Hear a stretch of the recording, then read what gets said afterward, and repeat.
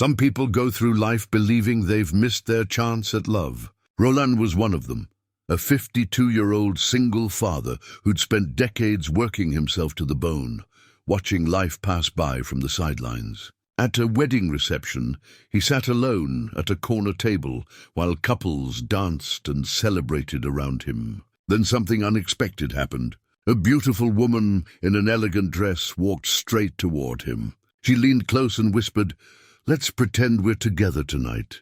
He didn't know why she chose him or what she wanted, but for the first time in years, he felt seen. What would make a sophisticated stranger ask him to play this role? Before we jump back in, tell us where you're tuning in from, and if this story touches you, make sure you're subscribed, because tomorrow I've saved something extra special for you.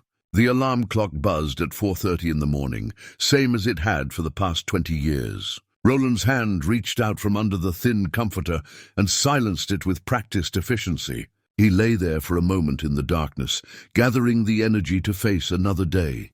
He swung his legs out of bed and sat on the edge of the mattress, his work-worn leather watch already strapped to his wrist. It had been his father's once, given to him on his 18th birthday. Roland had worn it every day since his father passed, a reminder of the values that had shaped him: hard work, responsibility, sacrifice. The watch had seen him through everything. It had ticked away the hours during his brief marriage to Linda. It had been on his wrist the day Elsie was born, when he thought his life was finally coming together. And it had marked the seconds of the night Linda left, when Elsie was just 2 years old, leaving nothing but a note on the kitchen table. "I can't do this anymore. I need more than you can give me." Roland moved through his morning routine with quiet efficiency. Shower, shave, instant coffee, and 2 pieces of toast.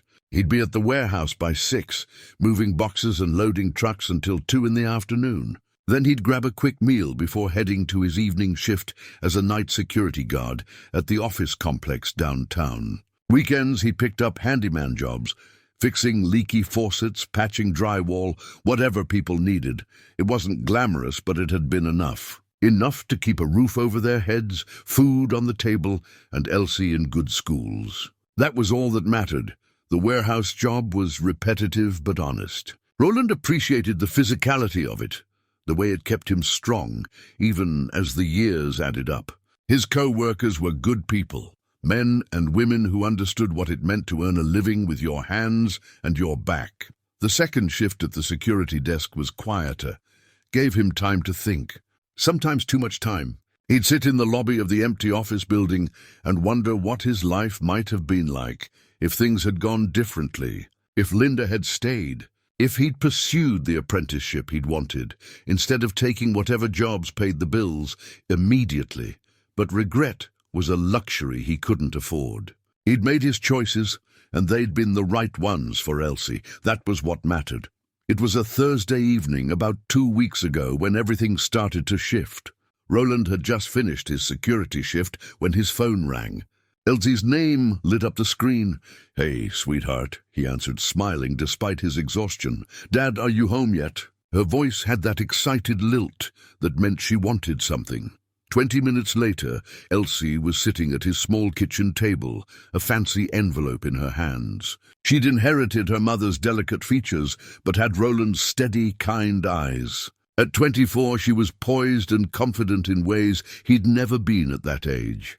"So," she began, sliding the envelope across the table, "you know my friend Veronica from college? Her cousin Diane is getting married. Big fancy wedding at the Riverside Manor, and Veronica got me an invitation." She paused. +1. Roland picked up the envelope, pulled out the heavy cardstock invitation. The names meant nothing to him. Distant connections to distant people. The kind of event he'd normally avoid. "That's nice, honey. I'm sure you'll have a wonderful time." "Dad," Elsie reached across the table and took his hand. "I want you to come with me." "Sweetheart, that's not really my—" "When's the last time you did something for yourself?" she interrupted gently. "You've spent my entire life taking care of me. You deserve to live a little. Come to this wedding with me. Please, Dad, do this for me. Or better yet, do it for yourself." He'd wanted to say no, but the hope in Elsie's eyes was impossible to resist. "All right," he'd said finally. "I'll go." The next week was spent preparing. Roland borrowed a suit from Pete at the warehouse, a simple charcoal grey that was slightly too big in the shoulders, but would do. Elsie took him shopping for a new shirt and tie, insisting on paying despite his protests. The morning of the wedding, Roland stood in front of his bathroom mirror, adjusting his tie. The man looking back at him seemed unfamiliar, older than he remembered, lines etched deep around his eyes and mouth. But the suit made him look respectable, at least, presentable. The venue took his breath away. The riverside manor sat on a bluff overlooking the water, its manicured gardens stretching down toward the shore. White tents billowed in the gentle breeze. Cars lined the circular driveway, luxury sedans, vehicles that cost more than Roland made in a year. The ceremony was lovely. The bride was radiant, the groom clearly in love. Roland felt a small ache in his chest, watching them exchange vows. He'd never had this. After the ceremony, guests moved to the reception tent. Elsie checked the seating chart and frowned slightly. "Looks like we're at different tables," she said. "You're at table 12. I'm at 15. "That's fine. You go have fun with your friends." She kissed his cheek and disappeared into the crowd, leaving him alone. Table 12 was in the back corner of the tent, partially hidden behind a decorative column. Roland found his place card and sat down, grateful for the relative obscurity. He sat quietly, hands folded in his lap, watching the celebration unfold around him. He felt invisible. Not in a bad way, necessarily, just factual. He could observe without participating, which felt safer somehow. The meal was served, multiple courses that were as beautiful as they were delicious. Roland ate slowly, savoring flavors he'd never experienced before. As dinner concluded and the dancing began, Roland felt the familiar weight of loneliness settle over him. He watched couples move onto the dance floor, young couples swaying and laughing, older couples moving with the practiced ease of decades together. He'd never been much of a dancer. As the reception began to wind down, Roland checked his watch. Nearly 10 o'clock. He stood, thinking he might step outside for some fresh air. That's when he saw her. She was standing near the edge of the dance floor, holding a glass of champagne. Her dress was elegant but simple, deep blue, understated. She had dark hair pulled back loosely, and even from across the tent. There was something quietly magnetic about her presence. She turned, and for just a moment, their eyes met across the crowded space. She smiled. Roland felt his breath catch, then immediately looked away, certain she'd been looking at someone behind him. People like her didn't smile at people like him. He moved toward the exit, needing air, his heart beating faster than it had any right to. Roland stepped out onto the terrace, grateful for the cool evening air against his face. The sounds of the reception faded to a pleasant hum behind him. He walked to the stone railing and looked out over the gardens, now lit by carefully placed lanterns that created pools of warm light among the shadows. He breathed deeply, trying to settle the unexpected flutter in his chest. It was foolish, really, getting flustered by a smile that probably wasn't even meant for him. He was too old for such nonsense, too practical. Yet something about that brief moment had unsettled him in a way he couldn't quite name. Beautiful view, isn't it? Roland turned, startled. The woman in the blue dress stood a few feet away, that same gentle smile on her face. Up close, she was even more striking. Fine lines around her eyes that spoke of a life well lived, an elegance that seemed effortless. "Yes," he managed. "Very beautiful."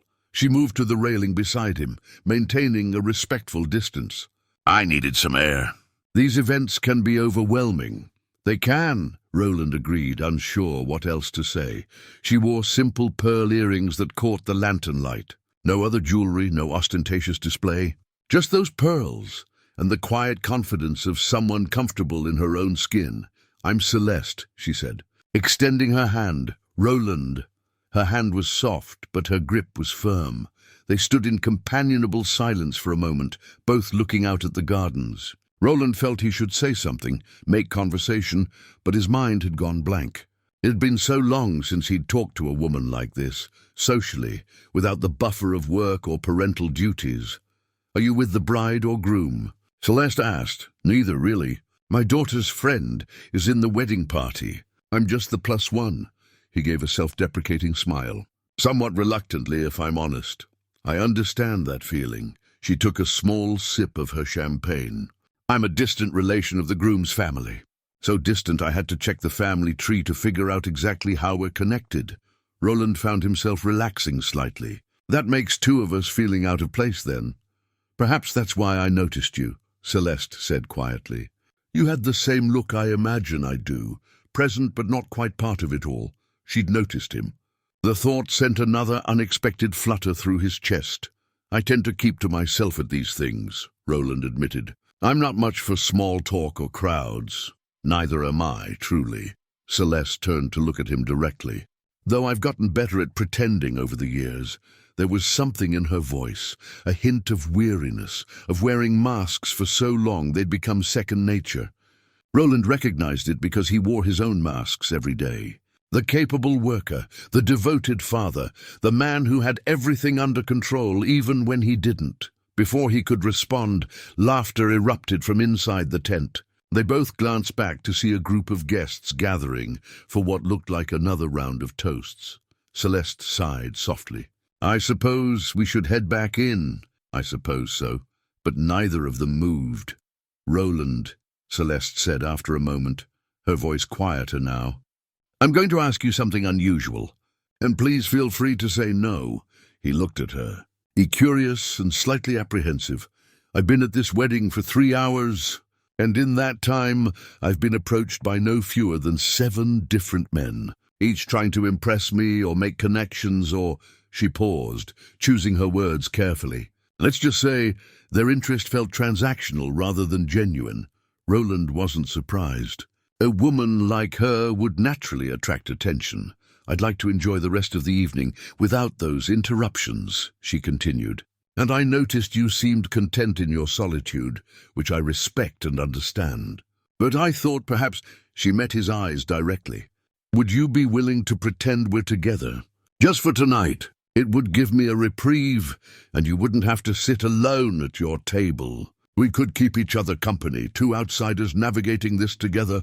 Roland stared at her, certain he'd misheard. You want to pretend we're a couple? I know it sounds strange, but I've found that appearing attached is the most effective way to deflect unwanted attention. And you seem kind, safe, she smiled. Plus, you admitted you're reluctantly here anyway. At least this way you'd have someone to talk to. He should say no. This was absurd, something from a movie, not real life. Women who looked like Celeste didn't approach men like him with propositions, even innocent ones. But there was something genuine in her expression, a vulnerability beneath the composed exterior. She was asking for help in her own way. And when had Roland ever been able to turn away someone who needed help? All right, he heard himself say. I can do that. Her face brightened with relief and genuine pleasure. Thank you, truly. She held out her arm. Shall we? Roland offered his elbow, and she slipped her hand into the crook of his arm. The contact felt foreign and electric all at once. Together they walked back into the reception tent. The change was immediate. As they entered, several heads turned. Roland felt eyes on them, assessing, curious. Celeste moved close to his side, creating the image of intimacy without discomfort. Where were you sitting? She asked softly. Table 12. Back corner? Perfect, private. They made their way through the crowd. Roland was acutely aware of her hand on his arm, the subtle scent of her perfume, the way people parted to let them pass. He'd been invisible earlier. Now, with her beside him, he felt seen, and it was terrifying and thrilling in equal measure. At the table, he pulled out a chair for her. She sat gracefully, and he took the seat beside her. The other guests at the table, the Hendersons, Beverly, the 2 young men, looked up with renewed interest. Oh, Beverly said, eyes widening slightly. I didn't realize you were with someone. Celeste, she introduced herself warmly, shaking hands around the table. I'm so sorry I'm late joining you all. I was catching up with some family. The lie came easily to her, natural as breathing. The others accepted it without question, and just like that, they were a couple in everyone's eyes. A waiter appeared. Can I get you anything, miss? Just water, please, Celeste said. "I've had enough champagne for one evening." As the waiter left, she turned to Roland with a conspiratorial smile. "So tell me about yourself. If we're going to be a convincing couple, I should probably know more than just your name." He found himself smiling back despite his nerves. "What would you like to know?" "Everything," she said simply.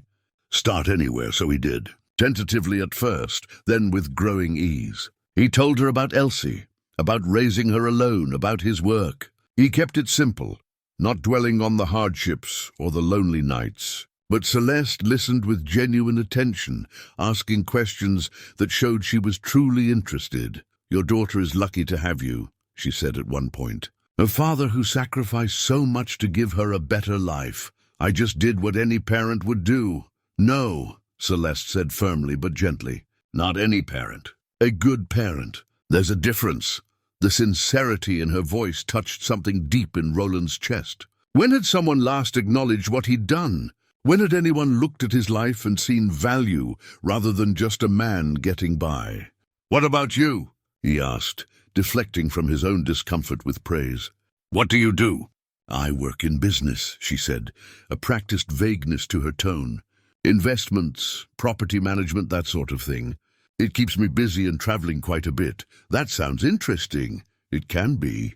Though honestly, most days it's just meetings and paperwork. Nothing glamorous." She smiled. "I'd rather hear more about you. What do you do when you're not working? Hobbies, interests?" Roland realized he didn't have a good answer. His life had been work, and Elsie for so long, there hadn't been room for much else. "I used to enjoy woodworking," he said slowly, remembering. "Building things with my hands. But I haven't had time for that in years." "You should make time," Celeste said. "Life's too short to give up the things that bring us joy." Before he could respond, music swelled from the band. The dance floor began to fill again. Celeste glanced at the dancing couples, then back at Roland. "I don't suppose—" She hesitated. "Would you like to dance?" "We should probably sell this charade properly." Roland felt his stomach drop. "I'm not much of a dancer. Neither am I, truly. But we can shuffle around and pretend, can't we?" There was a playfulness in her eyes that he found himself unable to resist. He stood and offered his hand. "I apologize in advance for any stepped-on toes. I'll take that risk." They moved to the edge of the dance floor. The band was playing something slow and gentle. Roland placed his hand carefully on Celeste's waist, feeling awkward and uncertain. She rested her hand on his shoulder, and they began to move. He was stiff at first, counting steps in his head, trying not to trip. But Celeste was patient, following his lead even when he faltered. Gradually he stopped thinking so hard and just moved with the music. "See?" she said softly. "You're doing fine. I think you're just being kind. No, I mean it.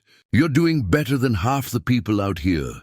He looked around and realized she was right. There were others who were just shuffling, holding each other and swaying. It wasn't about skill. It was about connection.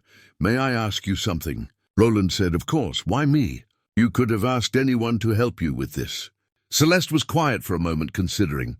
"Honestly, because when I saw you sitting alone, you looked the way I felt, like you were watching life happen around you rather than participating in it. And I thought maybe we could help each other participate just for one night." It was the most honest thing anyone had said to him in a long time. They danced through 2 more songs. Other couples moved around them, but Roland barely noticed. He was focused on the woman in his arms, on the unexpected gift of this strange, perfect moment. When they returned to the table, Roland felt different somehow, lighter, more present.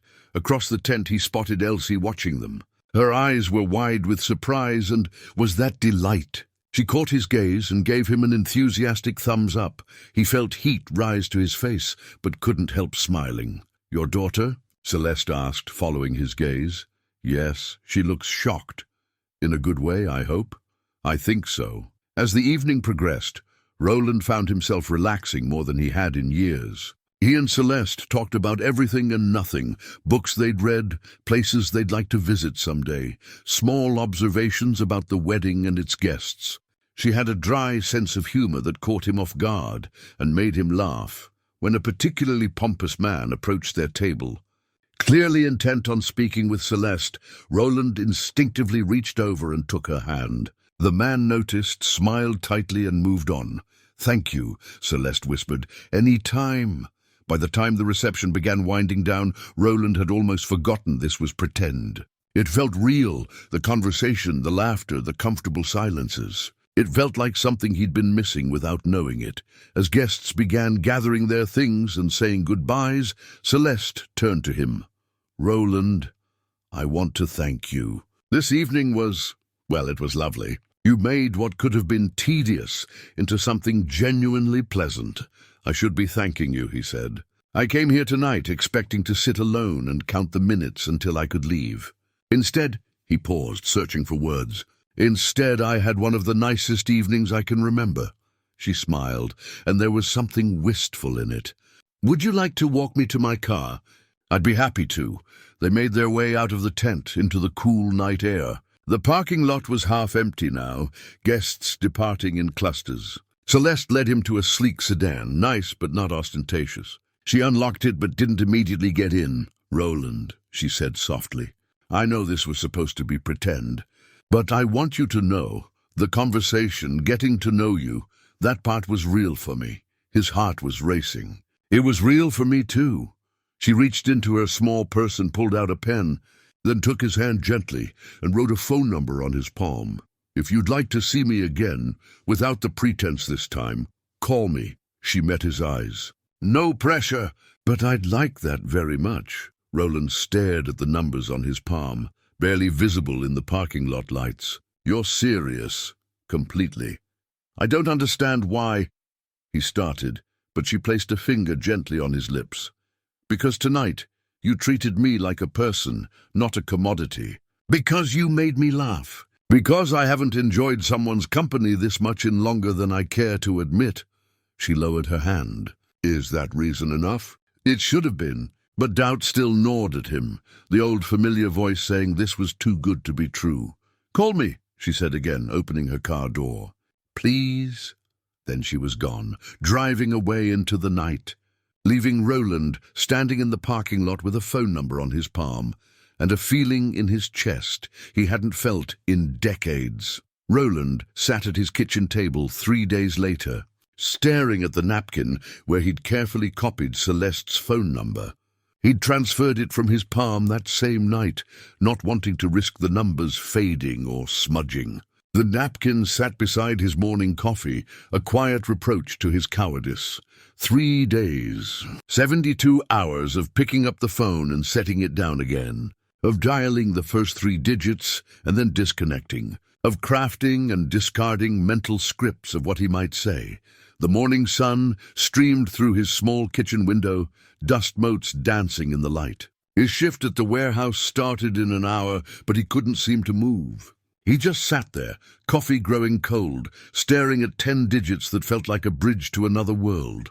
What would he even say? "Hello? This is the poor single father you took pity on at the wedding?" The thought made him wince. His phone buzzed.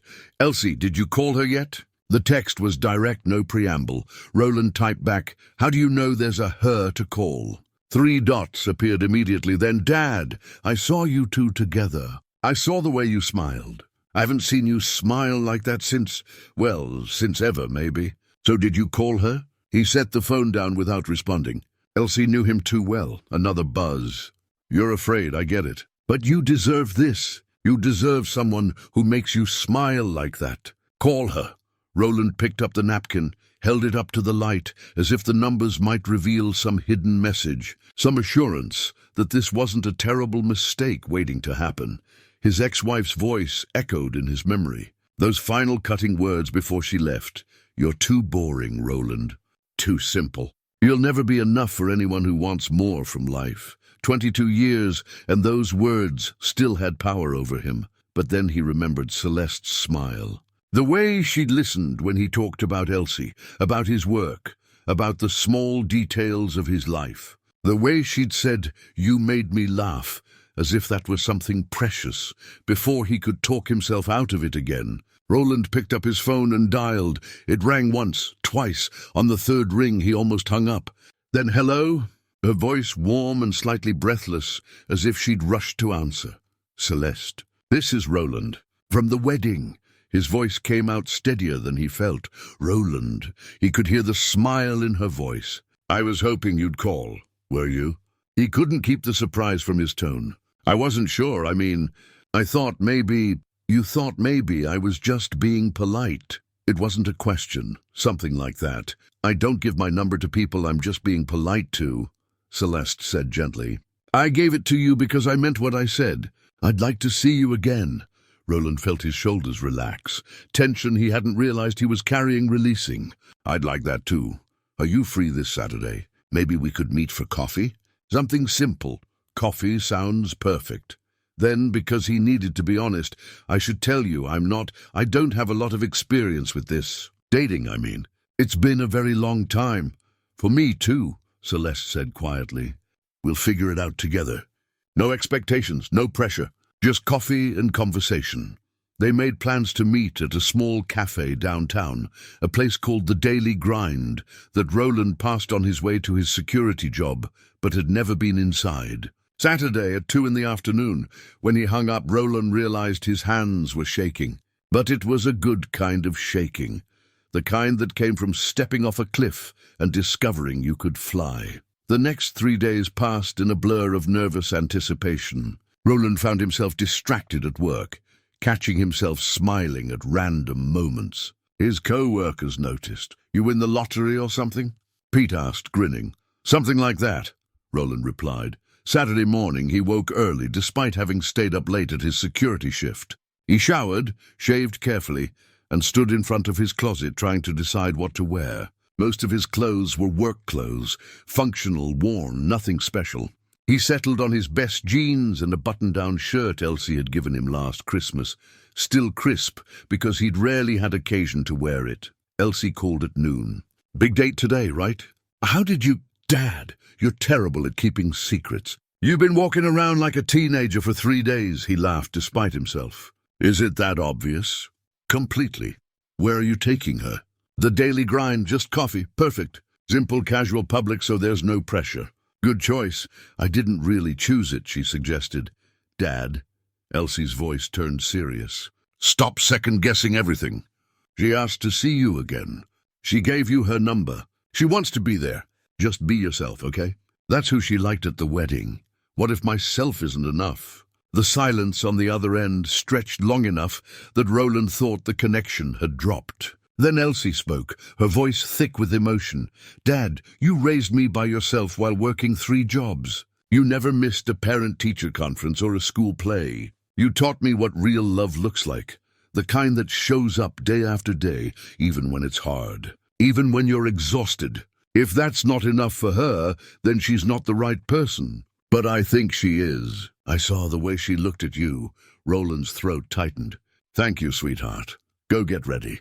And Dad, have fun. Remember what that feels like." He arrived at the Daily Grind 15 minutes early, then walked around the block twice to avoid looking too eager. When he finally entered at exactly 2 o'clock, the cafe was moderately busy with the Saturday afternoon crowd. Small tables dotted the space, the air rich with the scent of coffee and fresh pastries. Celeste was already there, seated at a corner table, and Roland's breath caught. She wore simple jeans and a cream-colored sweater, her hair loose around her shoulders. No fancy dress, no formal makeup, just herself. Natural and beautiful.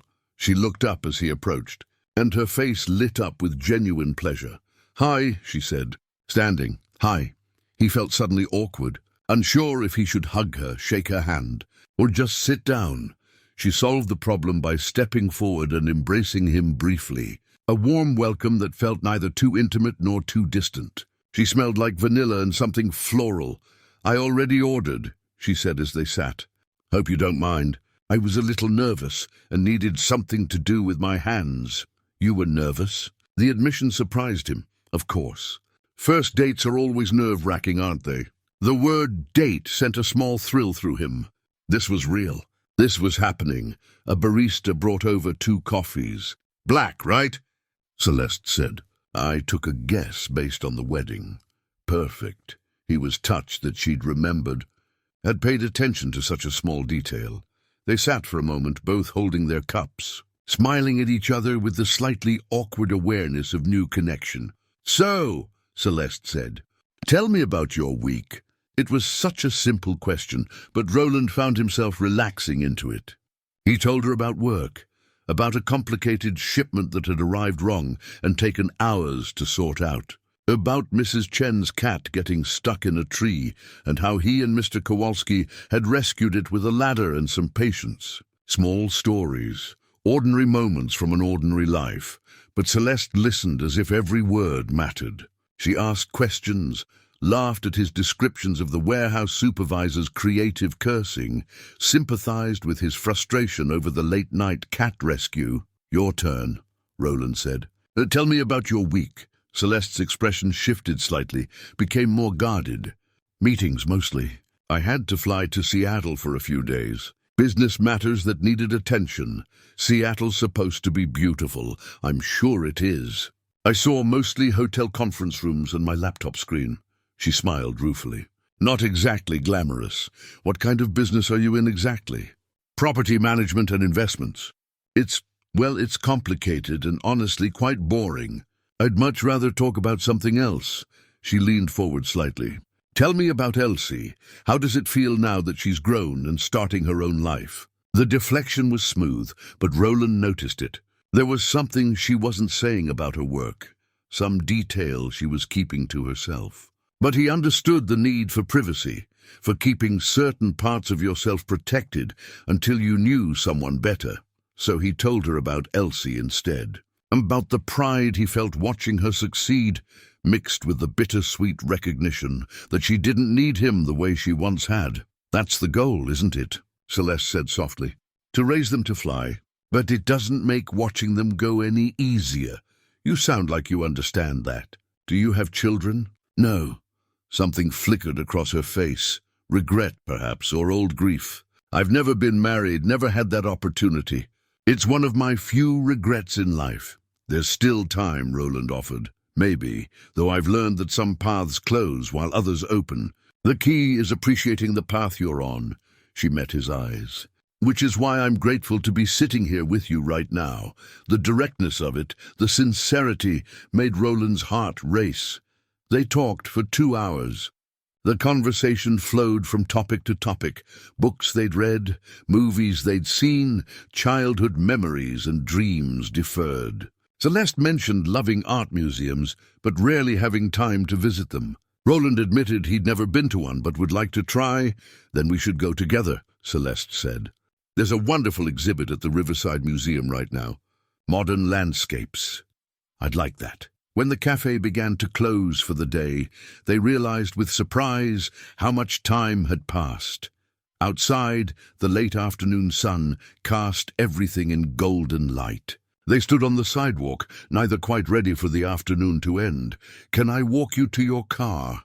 Roland asked. "I'd like that." They walked slowly through the downtown streets. The city was alive with weekend energy. Families out for early dinners, couples window shopping, street musicians playing for spare change. Roland felt part of it all in a way he usually didn't, as if Celeste's presence had opened a door to a version of life he'd been watching from outside. At her car, they paused. "I had a wonderful time," Celeste said. "So did I." Roland hesitated, then decided to be brave. "Could we do this again? Maybe next weekend?" "I'd love to. Though," she bit her lip, "I have to travel again for work next week. I won't be back until the following Saturday." "Could we plan for then?" "Of course. Whatever works for you. Thank you for understanding. My job requires a lot of travel sometimes. It can be—" She paused, choosing words carefully. "It can make relationships difficult." "I work 3 jobs, Roland said. "I understand difficult schedules," she smiled, relieved. "Then we'll make it work." On impulse, Roland reached into his pocket and pulled out a small, wrapped package. "I brought you something." "It's not much, just—" He handed it to her. She unwrapped it carefully to reveal a bouquet of flowers he'd picked up at the supermarket that morning. They were simple, inexpensive, daisies and carnations, nothing exotic. Celeste's eyes glistened. "They're beautiful." "They're from a grocery store," Roland said, embarrassed. I wanted to bring you something, but I wasn't sure what would be appropriate, and Roland. She held the flowers to her chest. They're perfect. No one's brought me flowers in years. These are perfect. She stood on her toes and kissed his cheek, a brief touch that left warmth spreading across his skin. Call me this week, she asked. I will. He watched her drive away, her flowers on the passenger seat beside her, and felt something shift in his chest. Hope, maybe, or possibility. Whatever it was, it felt like waking up after a long sleep. The week passed slowly. Roland threw himself into work, but his mind kept drifting to Celeste. He called her Tuesday evening just to say hello. She sounded tired but happy to hear from him, apologizing for the exhaustion in her voice. Long day of meetings, she explained. Sometimes I forget what time zone I'm in. They talked for 20 minutes about nothing important. The weather, a funny incident at his warehouse, a restaurant she'd tried in Seattle. Small talk that felt significant simply because they were sharing it. I'm looking forward to Saturday, she said before they hung up. Me too. Thursday night. As Roland finished his security shift, his phone buzzed with a text from Celeste. Still good for Saturday? I'd land Friday evening. Absolutely, he typed back. Looking forward to it. 3 dots appeared, then, me too. More than you know. Saturday arrived with clear skies and mild temperatures. They'd agreed to meet at the Riverside Museum at 11. Roland arrived early again, standing outside the modern building with its glass facade and feeling decidedly out of place. The other patrons looked cultured, educated, the kind of people who knew how to appreciate art rather than just look at it. You made it. Celeste appeared beside him, dressed casually in slacks and a light jacket. She looked more rested than she'd sounded on the phone, her smile bright and genuine. I did. Though I should warn you, I know absolutely nothing about art. Neither do I, really. I just enjoy looking at beautiful things and deciding what I like. She linked her arm through his. Come on, let's explore. The museum was quiet, reverent. Their footsteps echoed on the polished floors as they moved through the galleries. The modern landscape exhibit featured paintings of mountains, forests, and coastlines, rendered in bold colors and unexpected perspectives. Roland found himself surprisingly engaged. Not by the technical skill, he couldn't judge that, but by the emotions the paintings evoked. A stormy seascape made him feel small and awed. A sunrise over wheat fields reminded him of his childhood, visiting his grandparents' farm. What do you think of this one? Celeste asked, stopping before a large canvas showing a forest at twilight, trees rendered in deep blues and purples. It's peaceful, Roland said. Makes me want to walk into it, see what's beyond those trees. Exactly, she smiled. That's what I love about art. It takes you somewhere else, even if just in your imagination. They spent 2 hours wandering the galleries, discussing paintings, sharing reactions. Roland noticed that Celeste never mentioned prices or value, just whether she connected with a piece or not. Her appreciation seemed genuine, unpretentious. In the museum cafe afterward, they shared coffee and pastries. Thank you for suggesting this, Roland said. I never would have come here on my own. Why not? He shrugged. Didn't seem like a place for someone like me. Someone like you. Celeste's tone sharpened slightly. What does that mean? Roland felt heat rise to his face. I just mean I'm a warehouse worker. Museums are for people with education, culture. People who understand these things. Roland. Celeste reached across the table and took his hand. Museums are for everyone. Art is for everyone. Don't ever think you don't belong somewhere because of your job or your education level. Her grip tightened. You appreciated those paintings as much as anyone in there. Your reactions were honest and thoughtful. That's what matters. He looked down at their joined hands, moved by her fierce defense of him. You're right. I'm sorry. Don't apologize. Just promise me you won't sell yourself short. She softened. You have so much to offer, Roland. I wish you could see that. They left the museum hand in hand, walking through the nearby park. The afternoon was beautiful. Families out enjoying the weather, couples strolling along the paths. Tell me about your family, Roland said. You mentioned you're not close with them? Celeste's expression shifted, became more guarded. My parents are both gone now. They passed a few years ago. We weren't particularly close when they were alive. I'm sorry. Don't be. It was complicated. She paused by a bench and they sat. They were very focused on success, achievement, status. Love was conditional, I suppose, based on what you accomplished, not who you were. Roland heard the pain beneath the carefully neutral words. That must have been lonely. It was. Still is sometimes. She looked at him. That's why this being with you feels different. You don't want anything from me except my company. Do you know how rare that is? He didn't fully understand what she meant, but he heard the vulnerability in her voice. I like spending time with you, he said simply. You make me feel, I don't know, like maybe I've been living my life too small. Like there might be more out there than just work and responsibility. There is more. We just have to be brave enough to reach for it. They sat in comfortable silence, watching children play on the nearby playground. An elderly couple walked past, holding hands, and Roland felt a pang of longing. Would he and Celeste ever be that, comfortable together after years of shared life? The thought both thrilled and terrified him. Roland, Celeste said quietly. Can I ask you something? Of course. What happened with Elsie's mother? You mentioned she left when Elsie was young, but you didn't say much more. Roland took a deep breath. It wasn't a story he enjoyed telling. But if this relationship was going to progress, she deserved to know. Her name was Linda. We met when I was 29, married 6 months later. I thought we wanted the same things, a family, a simple life, building something together. He stared at his hands. But after Elsie was born, Linda became restless. She'd wanted to travel, have adventures, live a more exciting life. I was working 2 jobs by then, trying to provide. It wasn't enough. That wasn't your fault. Maybe not. But the things she said when she left. He paused, the old wound still tender. She said I was boring, too simple, that I'd never be enough for anyone who wanted more from life than mediocrity. Celeste's hand tightened on his. She was wrong, was she? Look at my life, Celeste. I live in a small apartment, work 3 jobs just to get by. I've never traveled, never done anything remarkable. Maybe she was right. Stop! Celeste's voice was firm. You raised a daughter alone while working multiple jobs. You gave her opportunities, love, stability. You sacrificed your own dreams to ensure hers could come true. That's not mediocrity, Roland. That's heroism in its truest form. He looked at her, surprised by the passion in her voice. I've known people with all the money and opportunity in the world who've accomplished far less than you have, she continued.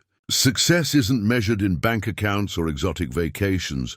It's measured in lives touched, in love given freely, in showing up day after day, even when it's hard. Roland felt something break open in his chest, a wall he'd built around himself beginning to crumble. Thank you, he whispered. She leaned her head against his shoulder. You don't have to thank me for seeing the truth. They stayed like that for a long while. 2 people finding comfort in each other's presence. As the afternoon stretched toward evening, they walked back toward the museum parking lot. The day had been perfect, easy, comfortable, real, in a way Roland had almost forgotten relationships could be. Would you like to have dinner sometime this week? Celeste asked as they reached her car. Nothing fancy, just maybe a casual place where we can talk more? I'd love that. Though I should warn you, my schedule is complicated. Between the 3 jobs, we'll make it work. Tuesday evening, I should be in town all week. Tuesday is perfect. She reached up and touched his face gently, her fingers warm against his cheek. I'm really glad you called me, Roland. So am I. This time when she kissed his cheek, she let her lips linger a moment longer. Roland's heart raced, and he found himself hoping their next date might end with a real kiss, the kind that meant something. As he drove home, Roland felt lighter than he had in years. The world seemed full of possibility, the future less predetermined. For so long he'd accepted his life as fixed, unchangeable. Wake up, work, sleep, repeat. But Celeste was showing him there could be more. His phone rang. Elsie, how was the date? Roland couldn't help smiling. It was wonderful. I can hear it in your voice. You sound happy, Dad. I am. Is that allowed? It's required. He could hear her own smile through the phone. I want to meet her properly. Can you bring her to dinner at my place next weekend? Nothing formal, just the 3 of us? The invitation touched him deeply. Elsie wanting to include Celeste in their small family circle felt significant. I'll ask her. But sweetheart, this is all very new. I know. But I also know you, Dad. You don't let people in easily. If you're spending time with her, if you're this happy, then she's special. I want to know her. After they hung up, Roland sat in his parked car outside his apartment building, just absorbing the day. The museum, the park, the conversations that had ranged from light to deep and back again. Celeste's hand in his, her fierce defense of his worth, the way she made him feel seen and valued. He looked at his father's watch, the leather strap worn soft with age. I think I'm falling in love, he whispered to the empty car. Is that crazy? At my age, after all this time? The watch ticked steadily, marking the passage of moments that suddenly felt precious rather than merely endured. Tuesday evening, they met at a small Italian restaurant in a neighborhood halfway between both their homes. The place was family-run, checkered tablecloths and candles in wine bottles. The kind of establishment that survived on quality food and word of mouth, rather than trendy marketing. Celeste arrived wearing a simple dress, her hair pulled back, and Roland thought she'd never looked more beautiful. Over pasta and garlic bread, they continued the conversation that seemed to have no end. Celeste told him about a business deal that had gone wrong, her frustration evident but carefully vague on details. Roland shared a story about a mishap at the warehouse that had resulted in 300 boxes of cereal being stacked in the wrong loading bay.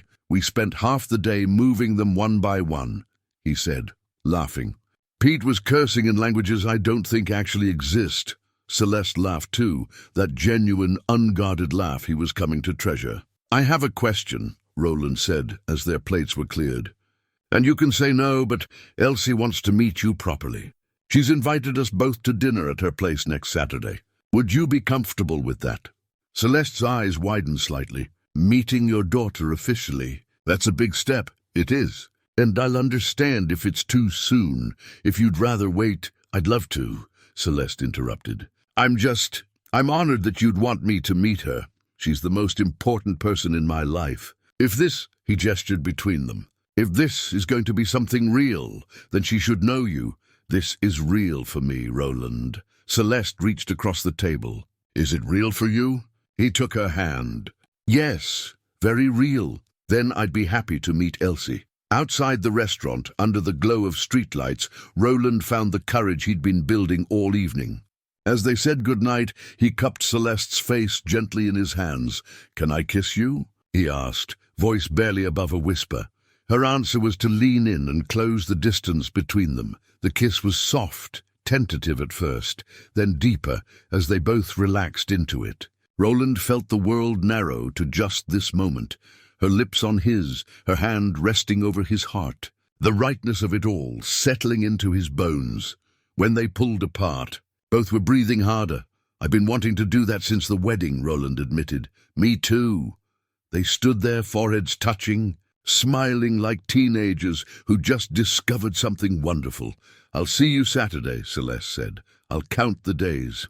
He watched her drive away, his lips still tingling from the kiss, his heart full in a way it hadn't been in more than 2 decades. Whatever this was, wherever it was going, Roland knew he was in it completely. The next few weeks unfolded like a dream Roland was afraid to wake from. He and Celeste fell into a comfortable rhythm of seeing each other 2 or 3 times a week, working around his demanding schedule and her frequent business trips. Their dates were simple: walks in the park, coffee at the Daily Grind, a free concert in the community amphitheater, where they sat on the grass with hundreds of other people and listened to a local orchestra play classical pieces under the stars. Roland had kept the ticket stub from that concert in his wallet, a small reminder that good things were happening in his life. Celeste seemed to genuinely enjoy these modest outings. She never suggested expensive restaurants or activities that would strain his budget. When he mentioned feeling guilty that he couldn't take her anywhere fancy, she touched his face gently and said, Roland, I don't need fancy. I need real. And this is the most real thing I've had in my life. The dinner with Elsie had gone better than Roland could have hoped. His daughter had welcomed Celeste warmly, and the two women had hit it off immediately. Watching them laugh together over Elsie's stories about his terrible cooking attempts when she was young, Roland had felt a profound sense of rightness. The two most important women in his life, connecting, after Celeste left that evening. Elsie had pulled him into a tight hug. "Don't let this one go. Dad, she's special. I know she is. And she looks at you like you hung the moon. I've never seen anyone look at you like that." Now, sitting at his kitchen table on a Wednesday morning before his warehouse shift, Roland allowed himself to feel the full weight of his happiness. For the first time in decades, he was building something for himself, not just for Elsie, something that made him wake up with anticipation rather than resignation. His phone rang. "Celeste, good morning," he answered, smiling. "Good morning." Her voice sounded strained. "Roland, I'm so sorry, but I have to cancel our dinner plans for Friday. Something's come up with work, a crisis that needs my immediate attention. Is everything okay?" "Yes, just complicated. I may need to fly to Boston tomorrow," she sighed. "I'm really sorry. I was looking forward to seeing you." "Don't apologize. Work is important. We can reschedule. You're too understanding, I get it. Responsibilities come first sometimes." After they hung up, Roland felt a small twist of disappointment, but pushed it aside. She had a demanding career. That was just reality. But over the next 2 weeks, it happened 3 more times. Cancelled plans, last-minute trips, apologies delivered with genuine regret, but cancellations nonetheless. Roland told himself it was fine, that this was the nature of her work, but a small voice in the back of his mind, Linda's voice, cruel and persistent, whispered that maybe Celeste was pulling away. Maybe she'd realized what Linda had, that he wasn't enough. He hated that voice, hated that after all these years, his ex-wife's words still had power over him. On a Sunday afternoon, during one of Celeste's rare free days, they took a long walk through the riverside park. The autumn air was crisp, leaves turning gold and red on the trees. They walked hand in hand, comfortable in each other's presence. "I have to travel again next week," Celeste said quietly. "London this time. I'll be gone for 5 days. That's a long trip, I know. And I hate it. I'd much rather be here with you." She stopped walking and turned to face him. "Roland, I need you to know, this job, the travel, it's not what I want. But right now it's necessary." "I understand. Everyone has obligations. Do you?" "Really?" She searched his face. "Because I worry sometimes that you think I'm making excuses, that I'm not as invested in this as you are." Roland considered lying, brushing off her concerns. But they'd built this relationship on honesty. "Sometimes I wonder," he admitted. "Not because I don't trust you, but because—" He struggled to find the words.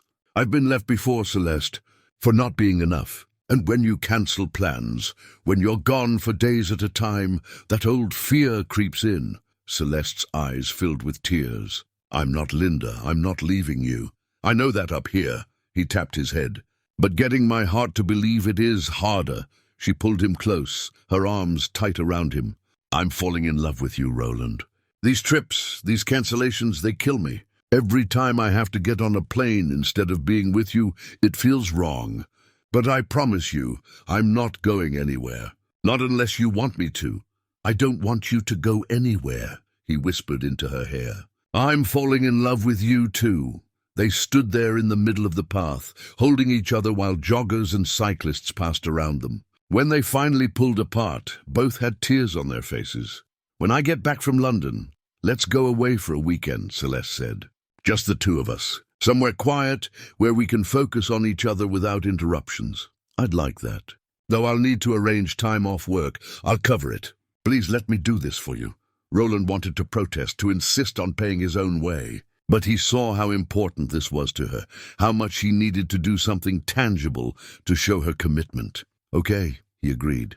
"Thank you." They spent the rest of the afternoon together, stopping for ice cream like teenagers, sitting on a bench watching ducks on the pond. Simple moments that felt precious because they were together. That evening, back at his apartment, Roland's landlord knocked on the door with unwelcome news. "I'm sorry, Roland, but I'm raising the rent. Building costs are up, property taxes increased. I've held off as long as I could, but starting next month it's going up by $200.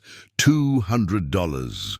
Roland's stomach sank. He was already stretched thin across 3 jobs, barely saving anything after expenses. An extra $200 a month meant he'd have to pick up more hours or cut back somewhere else. I understand, he said, because what else could he say? Thanks for letting me know. After the landlord left, Roland sat on his worn couch and stared at the financial planning folder he kept in his desk drawer. He pulled it out, reviewed the careful budget he maintained. Cut cable, already didn't have it. Reduce groceries, already buying generic brands and cooking simple meals. Take on more shifts, already working close to 70 hours a week. The math didn't work. He could ask Celeste for advice. She worked in investments, property management. She'd probably have suggestions. But pride held him back. She already seemed so far above him in so many ways. Admitting he was struggling to make rent felt like confirming every doubt he already had about their mismatch. No, he'd figure this out himself. He always did. The next day at the warehouse, Roland asked Pete if there were any extra shifts available. You already work more than anyone here, Pete said, concerned. You trying to kill yourself? Just need a bit more income. Rent's going up, Pete nodded sympathetically. I'll see what I can do. Maybe some weekend overtime when shipments are heavy. At his security job that night, Roland found himself daydreaming during the quiet hours, imagining a life where money wasn't a constant worry, where he could take Celeste to a nice restaurant without mentally calculating whether he'd have enough for bus fare the rest of the week, where a rent increase didn't send him into a spiral of anxiety. But that wasn't his life, and probably never would be. His phone buzzed. A text from Celeste, missing you. Counting days until London trip is over. He typed back, missing you too. Stay safe. 3 dots appeared, then, I wish you could come with me. Show you the city, spend real time together.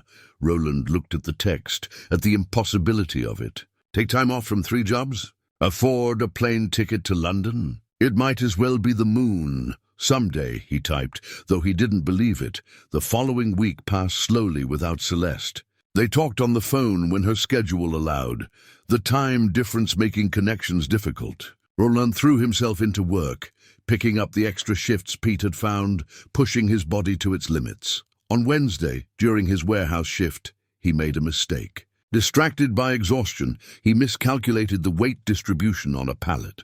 When the forklift lifted it, boxes shifted and tumbled, hundreds of dollars of merchandise hitting the concrete floor. Roland! Pete rushed over. You okay? I'm fine. I'm sorry, He stared at the damaged goods, horrified. I'll pay for it.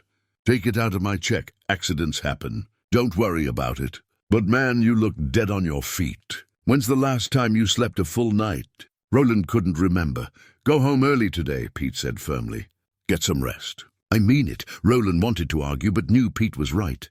He was running himself into the ground. At home, he collapsed onto his bed fully clothed and slept for 12 hours straight. He woke to 17 missed calls. Panic seized him until he saw they were all from Celeste.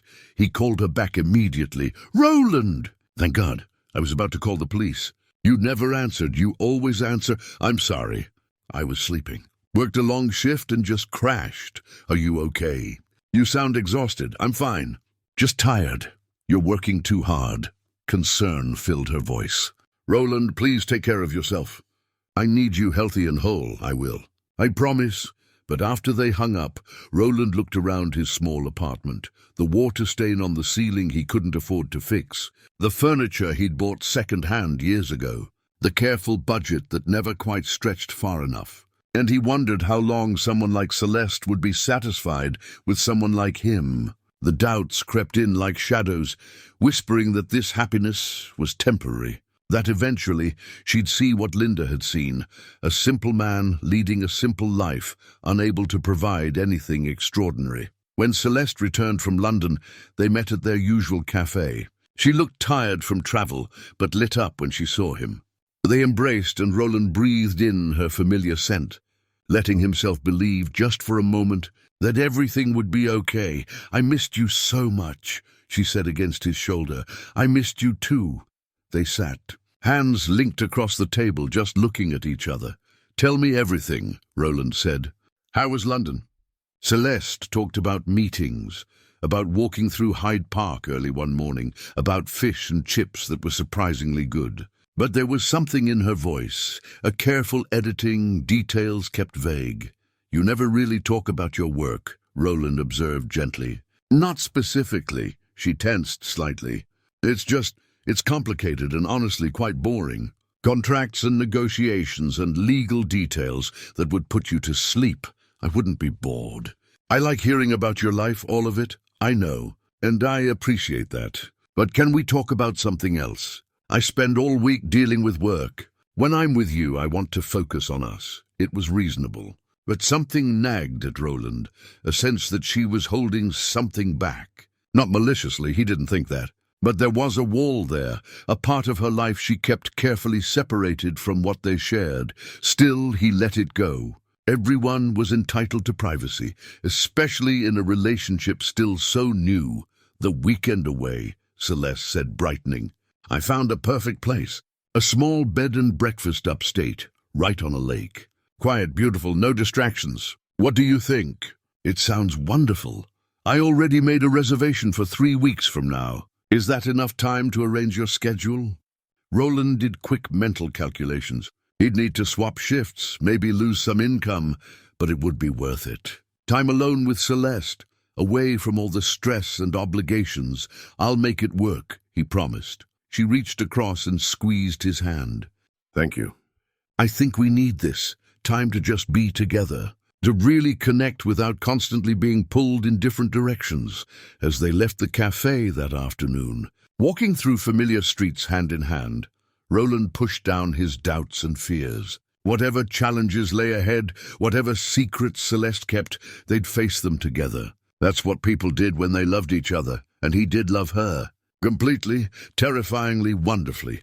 2 weeks before their planned weekend getaway, Roland's world shifted again, this time in a way he couldn't have anticipated. He'd just finished his warehouse shift when Pete called him over to the office. "Got a minute?" Roland followed, wondering if he'd made another mistake, if the damaged merchandise from weeks ago had finally caught up with him. Instead, Pete gestured to a chair and sat down across from him. "I've been watching you, Roland. You're one of my best workers, always have been. But lately you're running yourself ragged. I'm managing fine. You're working yourself to death is what you're doing." Pete leaned forward. "Look, I know your rent went up. Half the building's dealing with the same thing, and I know you're too proud to ask for help. So I'm not asking, I'm telling you. We've got a team lead position opening up. Better hours, better pay. 45 hours a week instead of your current schedule, and about 30% more money. It's yours if you want it." Roland stared at him. "Team lead." "Pete, I don't have any management experience. You've been doing the job without the title for years. You train new guys, you troubleshoot problems, you keep things running smooth. I've already talked to upper management. They're on board." "Say yes, Roland. Take the promotion. It felt too good to be true. Better pay, fewer hours. It would solve his rent problem and give him more time with Celeste. But old habits of self-doubt ran deep. Why me? Because you earn it every single day. Because you show up, you work hard, and you treat people with respect. That's leadership, whether you call it that or not." Pete extended his hand. "What do you say?" Roland shook it, feeling something warm bloom in his chest. "Thank you." "I don't know what to say. Say you'll stop working yourself into an early grave." Walking to his car that afternoon, Roland felt lighter than he had in weeks. He couldn't wait to tell Celeste. He pulled out his phone to call her, then hesitated. She'd mentioned another business trip this week. Where was it? Chicago? Dallas? He couldn't remember. He sent a text instead. "Good news to share when you have time. Hope your trip is going well." Her response came an hour later. "Can't wait to hear it. Stuck in meetings all day, but we'll call tonight." That evening, Roland treated himself to takeout from his favorite Chinese place, a luxury he rarely indulged in. He was eating lo mein straight from the container when Celeste called. "Tell me your good news," she said, and he could hear the smile in her voice. He explained about the promotion, the better schedule, the raise. Celeste's excitement was palpable, genuine. "Roland, that's wonderful. You deserve this so much. When does it start?" "Next month. Pete wants me to shadow the current team lead for a few weeks first." "I'm so proud of you."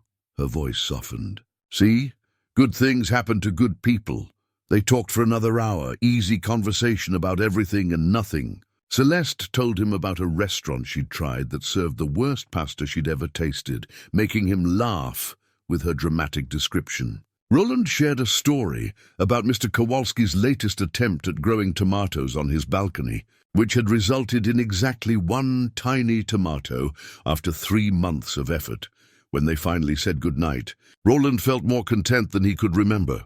The promotion, Celeste, the upcoming weekend away, his life was coming together in ways he'd stopped believing possible. The next morning, he was walking to his security job when he ran into Elsie on the street.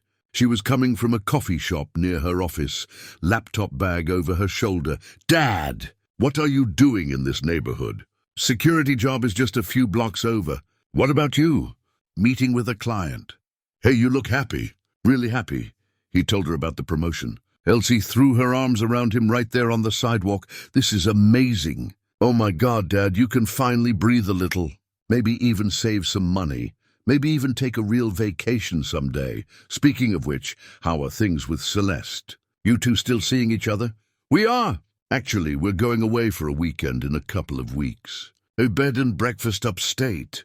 Elsie's expression shifted, became more serious. "Dad, can I ask you something? And please don't get defensive." Roland felt his guard go up. "Okay. What do you actually know about Celeste? I mean, beyond what she's told you? Where she works, what she does, her background." "She works in property management and investments. She travels a lot for business." "What are you getting at?" Elsie bit her lip. "It's probably nothing. But Veronica, you remember from the wedding? She mentioned something weird the other day. She said her mother saw a photo of you and Celeste together at the wedding in some society magazine. Apparently, there was a caption about Celeste being some kind of millionaire philanthropist." Roland felt the ground shift beneath him. "That's ridiculous." "Celeste isn't. She drives a normal car. She dresses simply. I know. That's why I haven't said anything until now. I figured it was just Veronica's mom getting confused, mixing her up with someone else. But Dad, have you ever Googled her? Just to, see what's out there? No, that feels like invading her privacy. Or it's being smart. Look, I'm sure it's nothing. But maybe just, I don't know. Ask her about it. If she is wealthy, why would she hide that from you?" After Elsie left, Roland stood on the sidewalk, his earlier happiness curdling into unease. Celeste, a millionaire. It was absurd. Everything about her suggested a normal, professional woman. Comfortable, but not wealthy. But small things began clicking into place. The vagueness about her work, the frequent travel, the way she'd offered to pay for their weekend away without blinking. Her suggestion that he let her cover his time off work. No, he was being paranoid. Elsie had said it herself, probably just a case of mistaken identity. Still, when he got home that night, Roland found himself sitting in front of his laptop. His fingers hovered over the keyboard for a long moment before he typed Celeste Whitmore. The search results loaded. The first page was filled with articles, photos, business news. Roland clicked on the first link. Celeste Whitmore, heir to the Whitmore Hotel fortune. Announced today a new philanthropic initiative focusing on affordable housing. His heart stopped. He clicked another article. And another. Photos of Celeste at charity galas, ribbon-cutting ceremonies, business conferences. Descriptions of her family's hotel empire. Her personal net worth estimated at over $40 million. Her position on various corporate boards. Her reputation as a private person who avoided the spotlight despite her wealth. Roland sat back, his mind reeling. The woman he'd been dating for weeks, the woman he'd fallen in love with, was one of the wealthiest people in the state. And she'd never mentioned it. Not once. All those simple dates, the coffee shop, the park, the free concerts. Had she been slumming? Playing at being normal while hiding who she really was? The hurt came first, sharp and cutting. Then the humiliation. He'd been agonizing over rent increases while she could probably buy his entire building without noticing the expense. He'd brought her supermarket flowers while she was used to, what? Arrangements that cost more than he made in a week. And she'd lied. By omission, maybe, but still lied. His phone rang. Celeste. Roland stared at her name on the screen, anger and confusion warring with the love he still felt. He let it go to voicemail. She called again 5 minutes later. Again, he didn't answer a text. Roland, is everything okay? You're worrying me. He turned off his phone. That night, Roland didn't sleep. He lay in bed, staring at the ceiling, replaying every conversation, every date, looking for clues he'd missed. The way she'd talked about her parents' focus on success and achievement. Of course, they'd been wealthy. Her expensive-looking clothes that she somehow made seem casual. The ease with which she navigated upscale restaurants on the rare occasions they'd gone to them. How could he have been so blind? More importantly, why had she hidden it? If she truly cared about him, why not be honest from the start? The answers that came to him were all painful. Maybe this had been a game, a rich woman's experiment in dating someone real. Maybe she'd planned to eventually reveal the truth, to see his reaction, to confirm that everyone wanted her for her money. Maybe she'd never taken them seriously at all. By morning, hurt had hardened into something closer to anger. Roland went through his day mechanically. Warehouse shift, brief sleep, security shift. His co-workers noticed his mood, but wisely said nothing. Elsie called. He didn't answer. Celeste called 3 more times. He ignored them all. By the second day, the texts from Celeste had become more frantic. Please talk to me. Whatever's wrong, we can discuss it. I'm worried about you. Good, a bitter part of him thought. Let her worry. Let her feel a fraction of the uncertainty and fear he'd been living with while she'd kept her secrets. On the 3rd day, Elsie showed up at his apartment, using the spare key he'd given her years ago. Dad, we need to talk. I don't want to discuss it. Too bad. Celeste called me crying. She's terrified something happened to you. She's been calling hospitals, for God's sake. Roland felt a pang of guilt, but pushed it aside. Did she tell you who she really is? She told me everything. About the money, about why she didn't say anything at first, about how she fell in love with you and was too scared to tell you the truth because she thought you'd react exactly like this. Like what? Like someone who doesn't appreciate being lied to? She didn't lie, Dad. She kept part of her life private until she felt safe sharing it. There's a difference. Is there? We've been together for weeks. I told her everything about my life, about Linda, about my struggles. And she let me talk about money worries while sitting on a fortune. Do you know how that makes me feel? Elsie sat down beside him on the couch. I can imagine. Embarrassed, angry, maybe a little betrayed. But Dad, did you ever stop to think about why she might have been cautious? You told me yourself what happened with Linda, how she left because you weren't enough for her. Now imagine being Celeste, never knowing if people want you for yourself or for your bank account. Can you blame her for wanting to be sure before she revealed everything? Roland wanted to stay angry, but Elsie's words were eroding his certainty. She should have told me, he said, but even to his own ears it sounded weaker. Maybe, but you should talk to her, hear her side. Don't throw away something real because you're scared. I'm not scared, yes you are. You're terrified that she's going to realize what Linda said, that you're not enough. So you're pushing her away first before she can leave you. Don't do that, Dad. Don't sabotage your own happiness because of fear. After Elsie left, Roland sat alone with his thoughts for a long time. Was she right? Was he using Celeste's deception as an excuse to protect himself from potential heartbreak? He picked up his phone, looked at the messages from Celeste. The latest one, sent an hour ago. I love you, Roland. Please let me explain. Please don't shut me out. I love you. She'd never said that before, not directly. And he'd been too caught up in his hurt to even acknowledge it. Roland took a deep breath and typed, I need some time to think. But I'm okay. I'm sorry I worried you. 3 dots appeared immediately. Thank you for responding. Take all the time you need. I'll be here when you're ready to talk. He set the phone down and looked around his small apartment. The financial planning folder sat on his desk, a reminder of all his careful budgeting, his constant struggle to make ends meet. Beside it, the ticket stub from their concert in the park, a reminder that Celeste had seemed happiest at their simplest moments together. Which version was real? The wealthy heiress in the news articles, or the woman who'd held his hand under the stars while free music played? Maybe, he thought, they both were. And maybe that was what scared him most, that someone so far above him in material wealth had chosen to be with him anyway. Because if it was true, if she really did love him for who he was, then he had no more excuses, no more walls to hide behind. He'd have to be brave enough to believe he was worthy of being loved.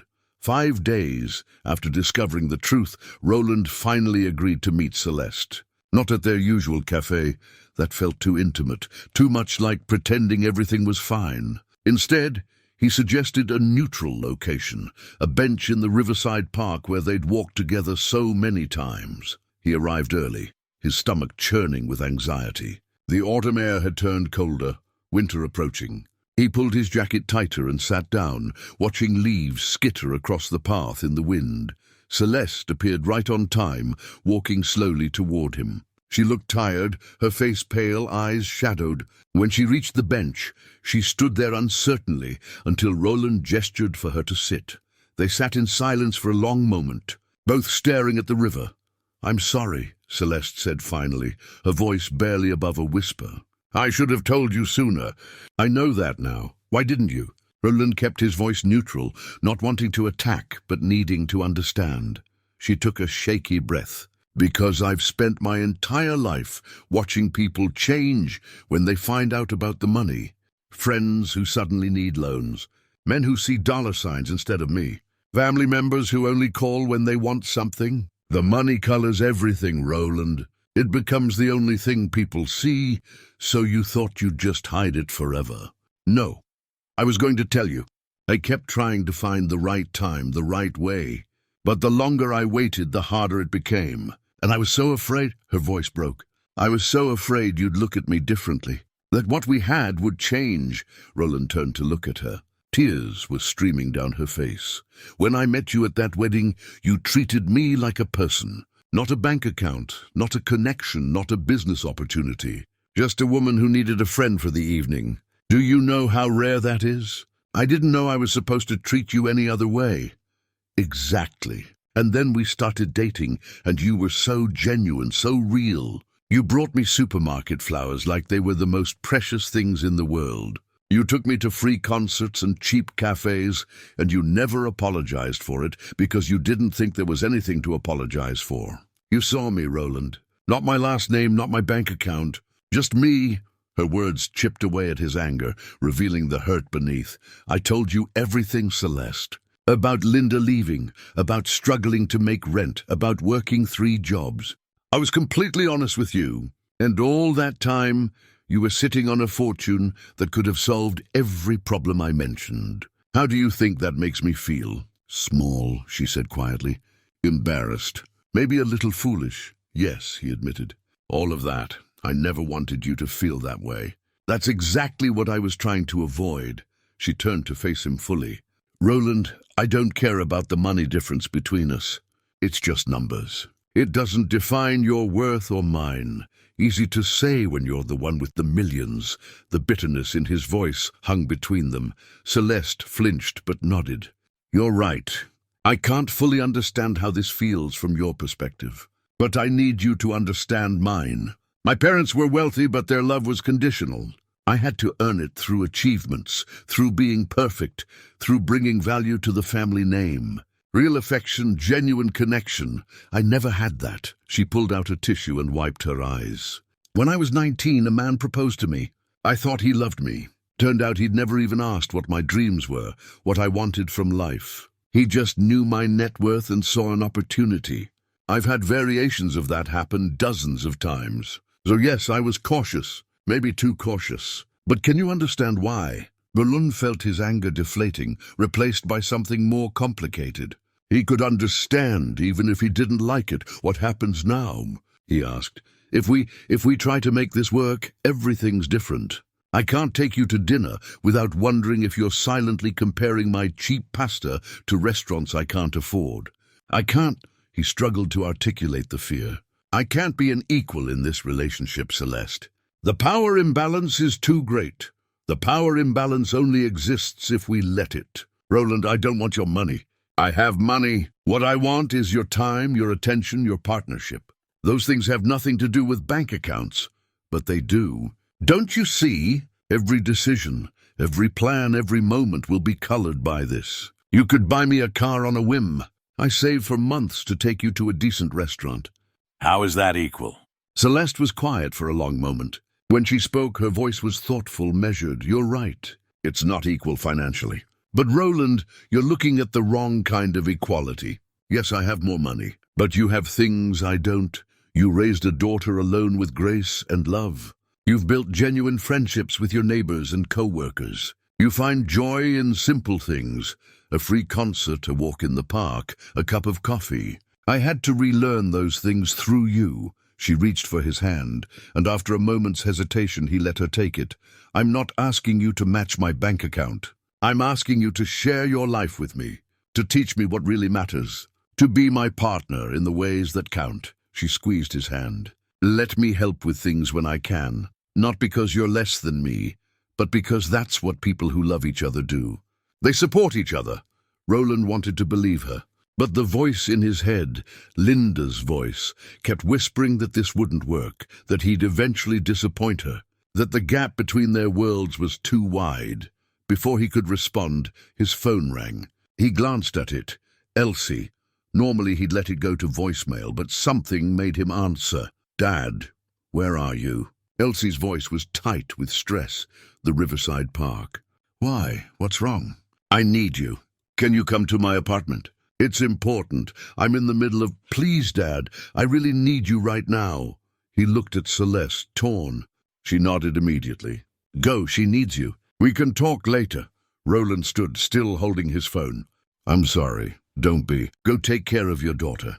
That's what good fathers do. He left her sitting on the bench, looking small and alone, and hated himself for the relief he felt at the interruption. 20 minutes later, Roland arrived at Elsie's apartment to find his daughter pacing.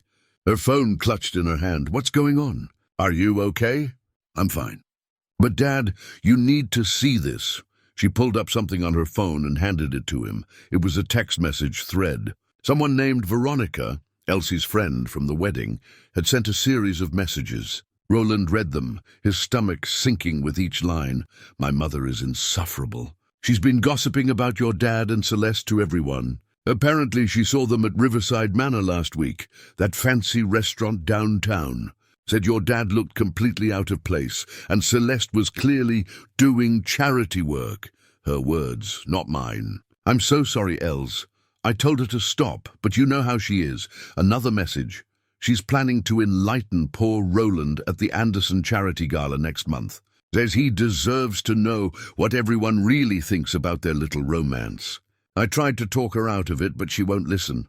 Roland looked up at Elsie, confused. The Anderson Charity Gala? I don't understand. Dead. Elsie took a breath. Veronica just told me her family is going to this big society event next month. And apparently, so is Celeste. She's on the planning committee or something. Okay, but what does that have to do with me? Veronica's mother, Beatrice. She's the one who hosted the wedding where you met Celeste. She's been apparently telling everyone in her social circle about you two, making comments about the poor working man and the millionaire heiress. She thinks it's all very amusing. Roland felt heat rise to his face. He'd known intellectually that Celeste's world had people like this, judgmental, superficial. But having it confirmed, knowing they'd been gossiping about him, laughing at him, there's more. Elsie said gently. Beatrice is planning to make a scene at this gala.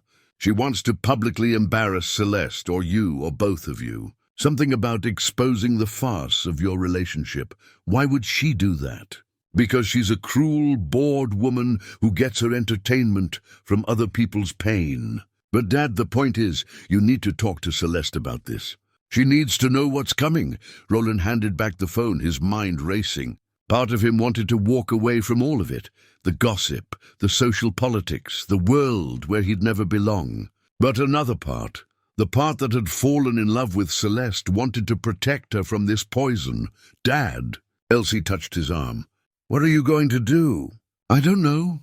He left Elsie's apartment and walked for a long time, trying to process everything. The conversation with Celeste had left him raw and confused. Now this, evidence that their relationship was entertainment for people who saw him as fundamentally less than. Linda's words echoed again. You'll never be enough. His phone buzzed. A text from Celeste. Are you okay? Is Elsie all right? He stared at the message for a long time before typing. She's fine. Just needed to talk. I need more time to think. I understand. I love you, Roland. He turned off his phone without responding. That night, lying in bed, Roland made a decision. He would go back to Celeste, not to reconcile, but to end things cleanly. It was the kindest thing he could do for both of them.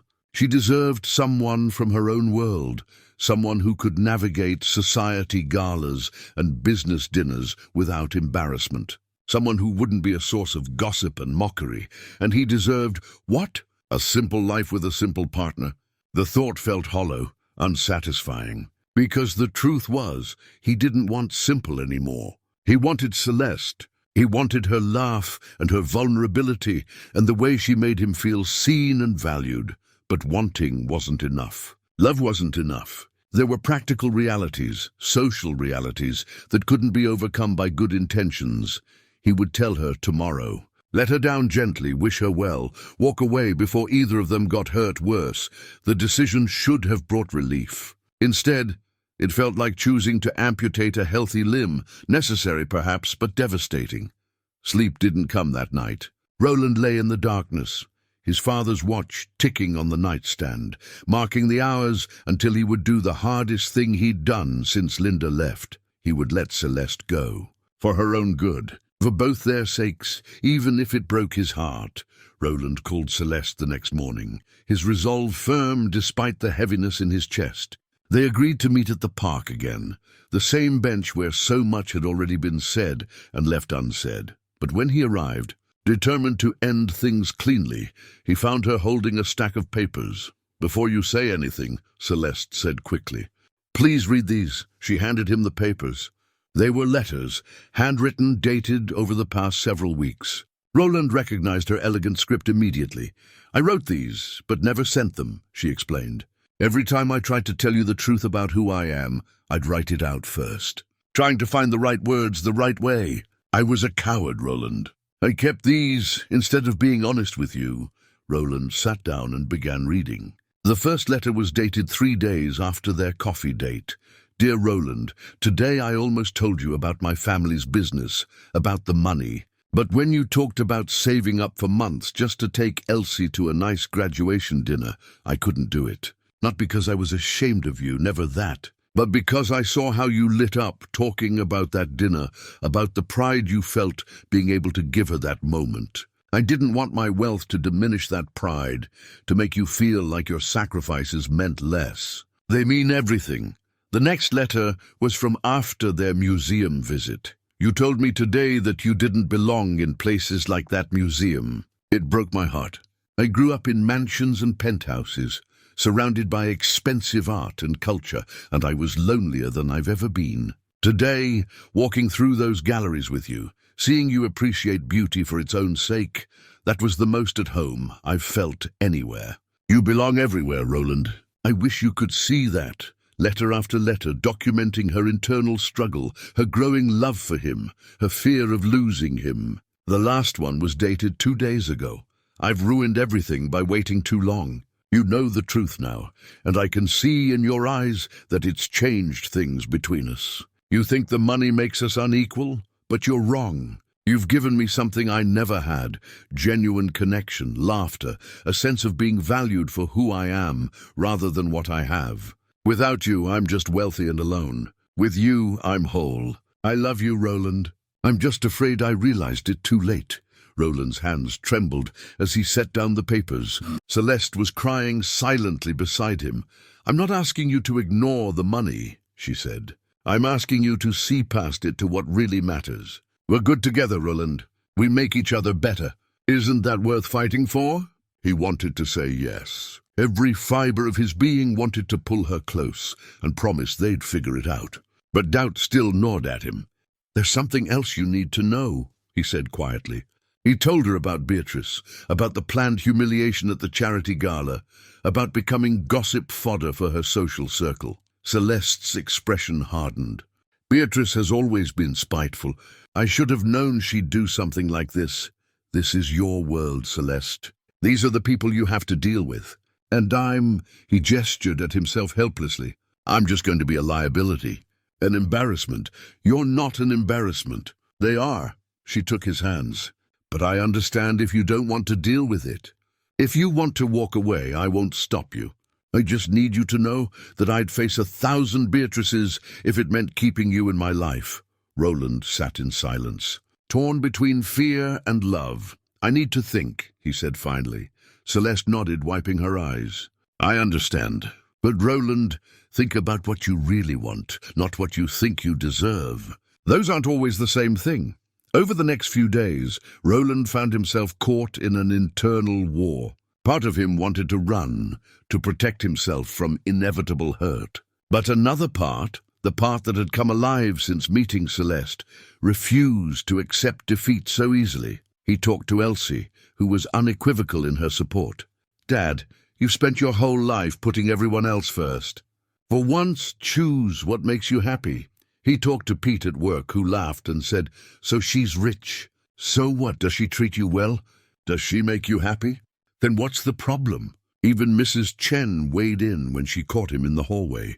That woman who comes to visit you, she has kind eyes. Don't let her go because you're afraid, Roland. Fear is a terrible reason to give up on love. But it was a conversation with Mr. Kowalski that finally shifted something inside him. You know what I regret most in my life? The older man said, as they sat on his balcony, looking at his single tomato plant. Not the risks I took. The ones I didn't take. I had a chance once to move across the country for a woman I loved. Didn't do it because I was scared. Married someone else, had a decent life. But I always wondered what if. Don't be me, Roland. Don't spend your life wondering. That night, Roland pulled out the letters Celeste had written. He read them again, slowly this time, hearing her voice in every word. He thought about the woman who'd approached him at a wedding with a simple request. Let's pretend we're together. How that pretense had become the realest thing in his life. He thought about her bringing him flowers at their first date, even though he'd been the one who should have brought them. About how she laughed at his terrible jokes and listened to his stories like they mattered.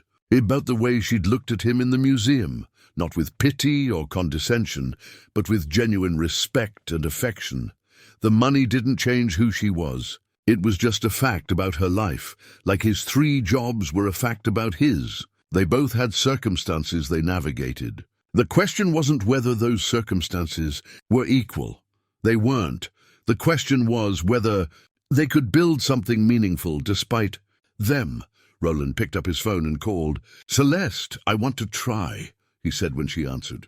I'm scared and I don't know if I can handle your world, but I want to try. Because losing you, that scares me more than anything else. He heard her sharp intake of breath. You mean it? I mean it. But Celeste, we need to be honest with each other from now on. No more secrets, no more hiding parts of our lives. If this is going to work, we need complete transparency.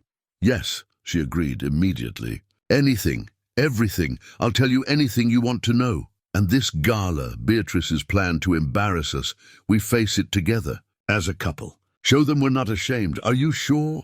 Roland, it's going to be uncomfortable. These people can be cruel, I'm sure. Because you were right about something. I've been letting fear dictate my choices. Letting other people's opinions define my worth. I'm done with that, he took a breath. I love you, Celeste. And I'm choosing us, whatever that means. I love you too. So much. They made plans to meet the next day, to really talk, to figure out how to merge their different worlds into something that worked for both of them. As Roland hung up, he felt simultaneously terrified and liberated. He was stepping off a cliff, but this time he trusted someone would be there to catch him. The Anderson Charity Gala was 3 weeks away. Roland and Celeste spent that time rebuilding their relationship on a foundation of honesty. She showed him her world, not to intimidate, but to help him understand. She took him to her office, a sleek space in a downtown high-rise. introduced him to her assistant, a sharp woman named Patricia, who smiled warmly and said, "So you're the one who's made her happy." About time, she showed him her lake house, the one she'd mentioned months ago. It was beautiful but not ostentatious, filled with comfortable furniture and books. "This is where I come to escape," she explained, "where I can just be myself." In turn, Roland introduced her more fully to his world. She met Pete and his co-workers at the warehouse, joined him for one of Mrs. Chen's impromptu hallway conversations, sat with him during his security shift one quiet evening. "Your life is so much richer than you give yourself credit for," Celeste said, sitting across from him at the security desk. "All these people who care about you, who respect you. You've built something real, Roland. So have you," he said. "We've just built different things. Maybe we can build something together now." They talked about the gala, about what to expect. Celeste was honest about the social dynamics, the subtle cruelties, the judgment he'd likely face. "Beatrice will probably say something cutting," she warned. "Others will be watching to see how we react. Some will be genuinely curious, some will be looking for entertainment. How do you handle it?" "I usually don't engage. I smile, stay polite, and refuse to give them the reaction they're looking for." She looked at him seriously. "But Roland, if it becomes too much, we can leave. You don't have to prove anything to these people. I'm not trying to prove anything to them. I'm proving something to myself, that I'm brave enough to stand beside you, no matter who's watching."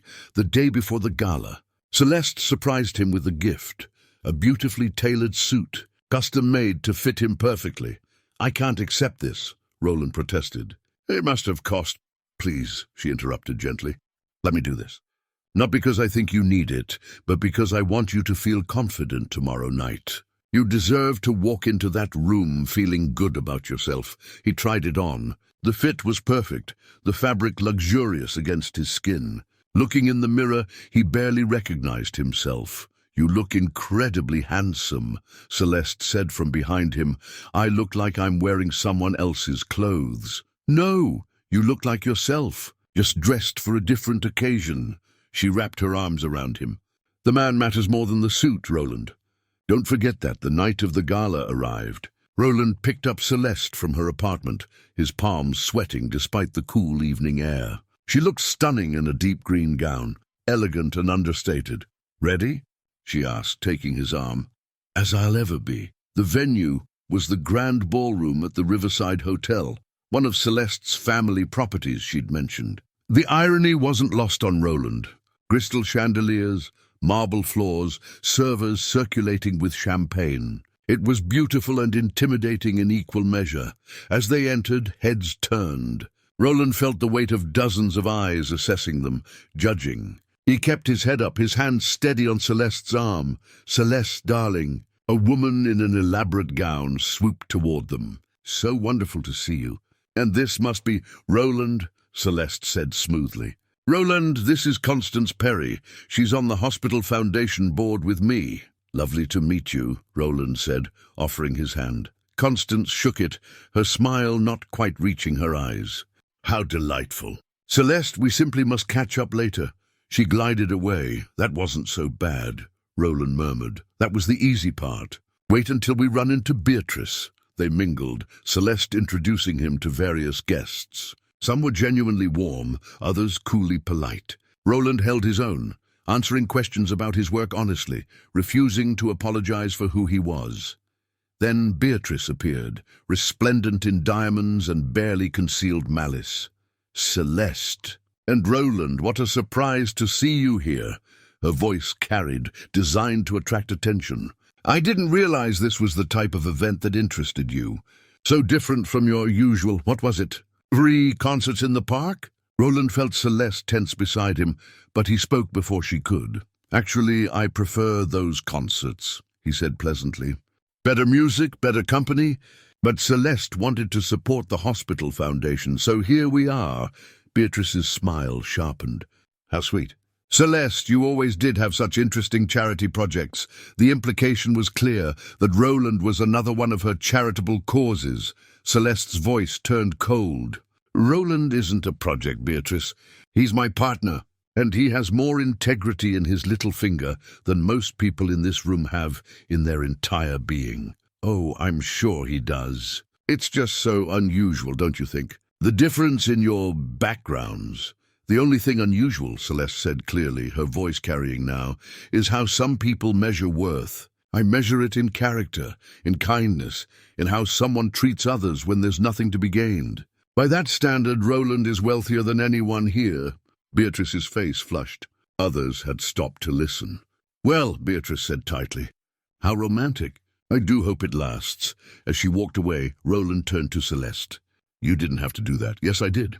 Because she needed to understand something. You're not my embarrassment. You're my pride. She took his hand. Come on, let's dance. On the dance floor, Roland held her close, aware of people watching, but no longer caring. Thank you, he whispered. For standing up for me. Always, she promised. That's what love means. The music swelled around them as they moved across the dance floor. Roland was acutely aware that they'd become the center of attention, that conversations had quieted to observe them. But Celeste's steady presence calmed him, reminded him why he was here. You're doing wonderfully, she whispered. I'm terrified. Me too. But we're terrified together, which makes it bearable. As the song ended, a man approached them, silver-haired, dignified, with kind eyes that reminded Roland of his own father. Celeste, the man said warmly. Might I steal a moment? Of course. Roland, this is Harrison Webb, chairman of the Hospital Foundation. She turned to Harrison. Harrison, my partner, Roland. Harrison shook Roland's hand firmly. I wanted to say something, if you'll indulge an old man. I've known Celeste since she was a child. I've watched her navigate this world with grace, but always from a distance, never quite letting anyone in. Until now, he looked between them. Whatever you two have found together, it's made her happier than I've ever seen her. That's worth more than all the money and status in this room. Roland felt emotion tighten his throat. Thank you, sir. That means a great deal. After Harrison left, Celeste's eyes were bright with tears. See, not everyone here is like Beatrice. The evening continued. Some guests remained cold, others warm to Roland's genuine nature.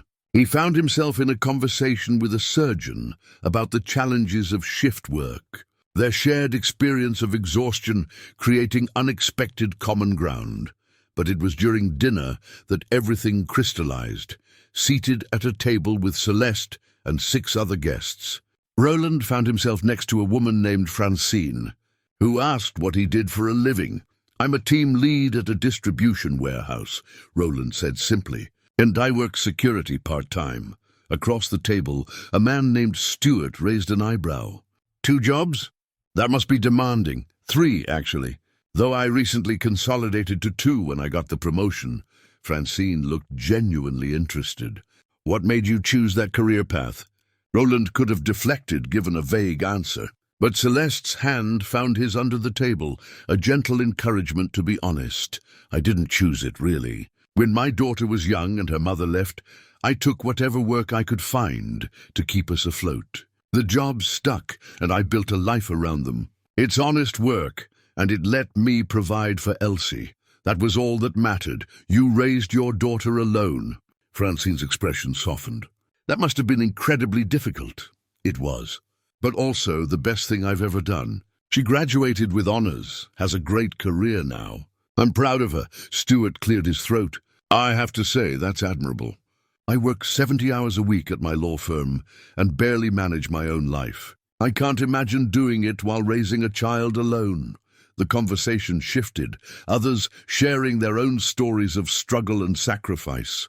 Roland realized that beneath the expensive clothes and polished exteriors, these were just people, some kind, some cruel, most somewhere in between.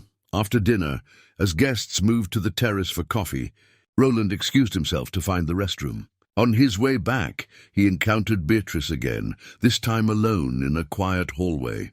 Enjoying yourself? She asked, her tone dripping with false sweetness. Actually, yes, how quaint. Tell me, Roland, what exactly do you think happens next? You and Celeste ride off into the sunset, live happily ever after. Roland met her gaze steadily. I don't know what happens next.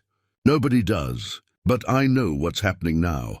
I'm with someone I love, who loves me back. That's enough, love, Beatrice laughed. How long do you think that lasts when reality sets in? When she realizes she's tied herself to someone so far beneath her station? Something in Roland shifted. He thought of his father's watch, of 20 years raising Elsie alone, of every sacrifice he'd made and every moment of quiet dignity he'd maintained. He thought of Celeste's letters, of her tears when she told him she was afraid of losing him. You're wrong about something, he said quietly. I'm not beneath anyone. I work hard, I treat people with respect, I love deeply. Those things have value, whether you recognize it or not. And if Celeste sees that value, then she's wiser than you are. Beatrice's expression hardened. We'll see how long your pride lasts when you're still struggling to pay rent, while she writes checks for more than you make in a year. My pride doesn't come from my bank account. That's the difference between us. He started to walk past her, then paused. I hope someday you find something real in your life, something that isn't about status or appearances. You might be happier. Back on the terrace, Roland found Celeste waiting, worry evident in her eyes. I saw you talking to Beatrice. What did she say? Nothing that matters. He took both her hands. Celeste, I need to tell you something. These past weeks I've been so focused on our differences, on what I couldn't offer you. But I realized tonight I do have something to offer, myself, my love, my loyalty, my partnership. It's not millions of dollars, but it's real and it's yours, if you want it. Celeste pulled something from her purse, a small velvet box. Roland's heart stopped. I've been carrying this for a week, she said, opening it to reveal a simple gold band, a man's ring. I wasn't sure if tonight was the right time. But after everything, Roland, I don't want to wait anymore. I don't want to pretend or hold back or be afraid. Will you marry me? Roland stared at the ring, then at her tear-filled eyes. He thought of his mother's ring, the one he'd mentioned to Celeste weeks ago, sitting in his apartment drawer. I have a ring too, he said, laughing through sudden tears. My mother's. I've been carrying it in my pocket for the past week, trying to find the courage to ask you the same thing. He pulled out the simple gold band, smaller. Feminine, worn smooth with age. I can't match your wealth, he said, but I can match your heart. Celeste, will you take a chance on a poor man who loves you more than anything in this world? Yes, she whispered. Yes, yes, yes. They exchanged rings there on the terrace, crying and laughing, while inside the gala continued without them. It wasn't a formal proposal, wasn't planned or perfect. But it was theirs, honest and real and exactly right. When they finally returned to the ballroom, hands clasped and wearing each other's rings, Beatrice saw them and her face went pale. The pretense was over. What they had was real, and nothing anyone said could diminish it. 6 months later, on a warm spring afternoon, Roland stood in the same riverside park where he and Celeste had shared so many conversations. But today was different. Today, rows of white chairs faced a simple arbor decorated with wildflowers. Today he was getting married. The ceremony was small, deliberately so. Elsie stood beside him as his best woman, beaming with pride. On Celeste's side stood Patricia, her assistant, and Harrison Webb, who'd offered to walk her down the aisle when she'd mentioned having no family to do so. The guests were a carefully curated mix. Pete and several warehouse co-workers sat in the front row. Mrs. Chen dabbed at her eyes with a handkerchief. Mr. Kowalski gave Roland a thumbs up. Celeste's few genuine friends from her world were there too. People who'd proven their support was real, not performative. Notably absent were people like Beatrice and her social circle. Celeste had been clear. This wedding was about celebration, not obligation. As the small string quartet began to play, Celeste appeared. She wore a simple cream dress, no veil, no elaborate train, just herself, beautiful and radiant, walking toward him with steady steps. When she reached him, Harrison placed her hand in Roland's and stepped back. The officiant smiled at them. We gather today to witness something rare and precious, two people who found genuine connection in a world that often values everything but that. Roland barely heard the rest. He was focused on Celeste's face, on the tears of joy in her eyes that mirrored his own. When it came time for vows, Roland spoke first, his voice steady despite his emotion. "Celeste, when you approached me at that wedding and asked me to pretend we were together, I never imagined it would become the most real thing in my life. You've taught me that I'm worthy of love, that my value isn't measured in money or status, but in how I treat others and how I show up each day. I promise to love you honestly, to be your partner in all things, and to never let fear keep me from choosing us. You are my greatest gift." Celeste's voice trembled as she responded. "Roland, you saw me when I felt invisible. You valued me when I felt worthless beyond my bank account. You taught me what simple joy looks like, what genuine connection feels like, what love without conditions means. I promise to honor your strength, to support your dreams, and to build a life with you based on what truly matters: kindness, respect, and the deep love we share. You are my home."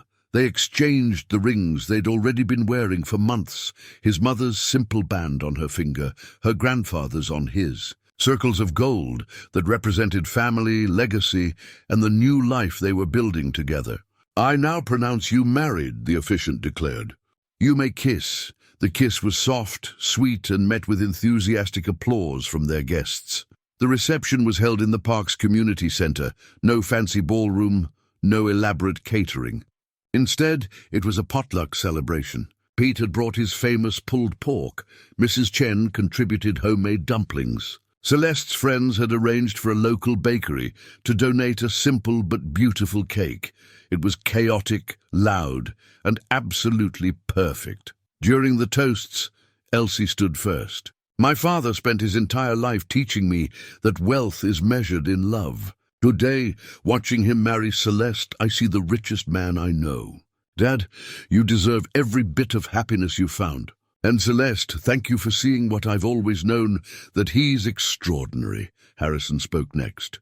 "I've attended hundreds of weddings in my life, elaborate affairs costing more than most people make in a year, but I've rarely seen what I see here today.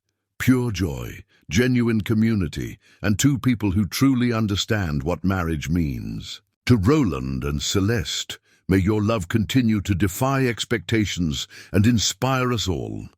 As the afternoon faded to evening, Roland and Celeste found themselves alone for a moment on the terrace overlooking the river, the same spot where they'd shared so many pivotal conversations. "Happy?" Celeste asked, leaning against him. "Beyond words. You? More than I ever thought possible." She looked up at him. "Thank you for being brave enough to take a chance on us. Thank you for not giving up on me when I was too scared to see what we could be." They'd found compromises in the months since the gala. Celeste had stepped back from some of her business obligations, focusing more on the charitable work that fulfilled her. Roland had accepted the team lead position and used his better schedule to pursue the woodworking hobby he'd abandoned years ago. Together, they'd started a small foundation, funded by Celeste's wealth but guided by Roland's understanding of working-class struggles. They provided scholarships for single parents, helped families facing eviction, created opportunities for people who worked hard but needed a break. It wasn't about Celeste's money or Roland's lack of it. It was about what they could build together, using all their resources, financial, emotional, experiential, to make a difference. They'd bought a small house together, not one of Celeste's properties, but a modest home in Roland's neighborhood, close to his work, near his friends, in the community he'd built over decades. Celeste had fallen in love with the neighborhood's warmth, with knowing the people next door, with being part of something real. The lake house remained their weekend retreat. The office downtown stayed Celeste's professional base. But home was that small house with the creaky porch and the garden Roland was learning to tend. As the reception wound down, Roland and Celeste prepared to leave for a simple honeymoon, a week at a cabin in the mountains. Just the two of them. "Before we go," Celeste said, pulling out a photo album, "I want to show you something." She opened it to reveal pages she'd been filling, photos from the wedding where they'd met, the coffee dates, the museum visit, the park concerts, pictures of them at his apartment and her office. At the warehouse with Pete and at charity events with Harrison. A visual story of two different worlds, blending into one shared life. This is us, she said. All of it. The fancy and the simple, the wealthy and the working class, the public and the private. It all matters because it's all part of our story. Roland looked at the album, at their faces in each photo, always smiling, always together. Remember when you asked me to pretend we were together for one night? Best decision I ever made, mine too. Because the pretending became real, and the real became everything. They left the reception hand in hand, driving away from the celebration toward their future. Behind them, their guests continued dancing and laughing, celebrating love that had overcome doubt, fear, and social barriers. Roland glanced at Celeste beside him, her hand resting on his knee, his mother's ring catching the fading sunlight. He thought about that lonely man at the wedding reception 6 months ago, sitting in a corner table, feeling invisible and resigned. He'd spent his whole life believing he had nothing to offer beyond hard work and sacrifice. She taught him that a genuine heart was the rarest treasure of all. Sometimes, he reflected, the bravest thing you can do is let yourself be seen. And sometimes the greatest fortune is finding someone who sees your true worth.